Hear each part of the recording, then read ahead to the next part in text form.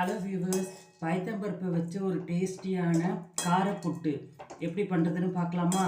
வாங்க வீடியோக்குள்ளே போகலாம். ஹலோ, எல்லாருக்கும் நமஸ்காரம். Welcome to Girija's kitchen. என்ன ஊற வச்சுருக்கேன்னு பார்க்குறீங்களா? இன்றைக்கி நம்ம டேஸ்டியான பைத்தம்பருப்பை வச்சு புட்டு, காரப்புட்டு எப்படி பண்ணுறதுன்னு பார்க்கலாம். நான் 1.5 டம்ளர் பைத்தம்பருப்பு ஊற வச்சுருக்கேன்.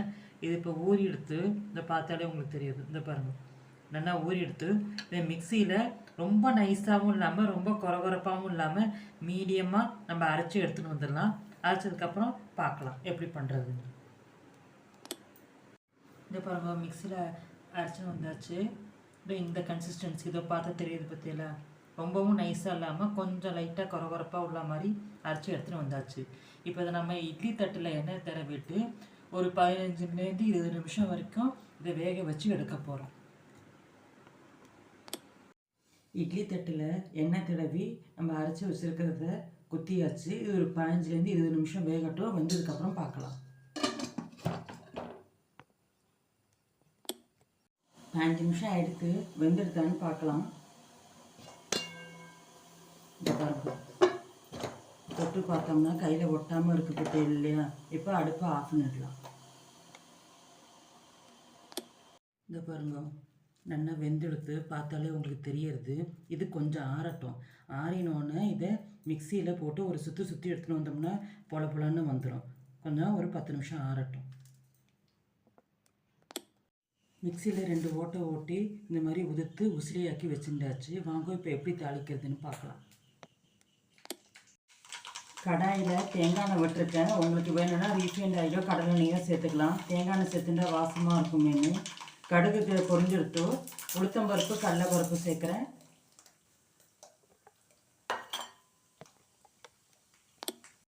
இந்த பருப்பு உளுத்தம்பருப்பு கடலைப்பருப்பு செவந்தெடுத்து பச்சை மிளகாய் இஞ்சி திருத்தி வச்சுருக்கேன். அதை இதோட சேர்க்குறேன். இஞ்சி ஏன் சேர்க்குறோம்னா பைத்தம்பருப்பில் பண்ணுற புட்டு ரொம்ப ப்ரோட்டீன் ரிச்சு. அதே சமயம் பார்த்தீங்கன்னா உங்களுக்கு வாய்வு, இஞ்சி சேர்த்துட்டோம்னா உங்களுக்கு வாய்வு தங்காமல் இருக்கும்.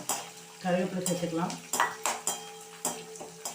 கட்டி பெருங்காயம் பொடிச்சு வச்சுருக்கேன். அதை இதோட சேர்த்துடுறேன். கட்டி பெருங்காயம் இஞ்சியும் சேர்த்துட்டோம்னா உங்களுக்கு வாயு தங்காமல் இருக்கும். கொஞ்சமாக சீரகம் சேர்க்குறேன். இது ஆப்ஷனல். எனக்கு சீரகம் பிடிக்குங்கிறதுனால நான் சீரகம் சேர்த்துக்கிறேன். ஆரம்பத்திலே ஜீரகம் சேர்த்தோம்னா ஜீரகம் கருத்து போயிடும். இப்போ நாம் என்ன பண்ண போகிறோம்? உதுத்து வச்சுருக்கோம் இல்லையா? இந்த உதுத்து வச்சுருந்த உசிலியை இதோட சேர்த்துட வேண்டியதுதான்.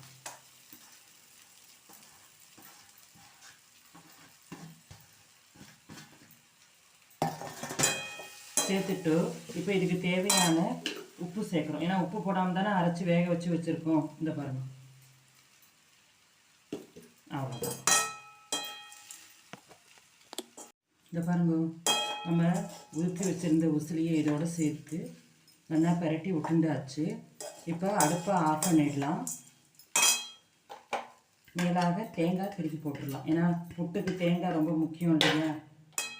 அவ்வளோதான். இப்போ கலந்து விட்டோம்னா நம்முடைய டேஸ்டியான பைத்தம்பருப்பு புட்டு ரெடி ஆகிடுது. இல்லைன்னா மூங் தால் புட்டுன்னு சொல்லிக்கலாம். எவ்வளோ நல்லா பொலப்பொலன்னு உதிரியாக வந்துருக்கு பாருங்கோ. இது ரொம்ப ப்ரோட்டீன் ரிச் ஃபுட்டு. டயபெட்டிக் பேஷண்ட்டுக்கு ரொம்ப நல்லது. நீங்களும் உங்கள் இடத்துல ட்ரை பண்ணி பார்த்துட்டு எனக்கு மறக்காமல் கமெண்ட்டில் போஸ்ட் பண்ணுங்க. I hope you